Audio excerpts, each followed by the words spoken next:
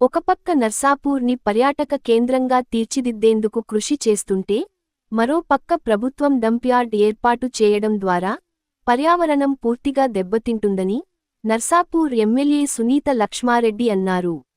Narsapur camp కార్యాలయంలో ఆమె media సమావేశం నిర్వహించారు. 2008 నుండి 2009లోనే డంప్యార్డ్ నిర్మాణానికి అనుమతులు వచ్చాయని, కానీ కాంగ్రెస్ నాయకులు బీఆర్ఎస్పై ఆరోపణలు చేస్తున్నారని మండిపడ్డారు. 1000 ఎకరాల వ్యవసాయం ఖరాబ్ అయిపోతుంది.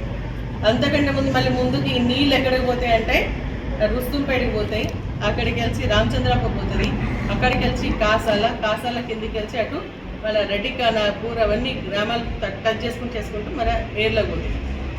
సో మొత్తం అంతా కూడా అక్కడికి వెళ్ళి మళ్ళీ మనం ఎక్కడ పోతే ఈ నీళ్ళు మళ్ళీ మన ఇది అల్దీవా కాదు సరే మన గన్పూర్ ఆనకట్ట ఆడికి వెళ్ళి అడుగుతుంది. సో మొత్తం ప్రాంతం అంతా కూడా వ్యవసాయం అంతా కూడా ఖరాబ్ అయ్యేటువంటి పరిస్థితి కనిపిస్తూ ఉంది. స్పందించాల్సినటువంటి వాళ్ళు స్పందించకుండా బట్ట కాల్చి టీఆర్ఎస్ పార్టీ మీద వేయడానికి ప్రయత్నం చేస్తున్నారు.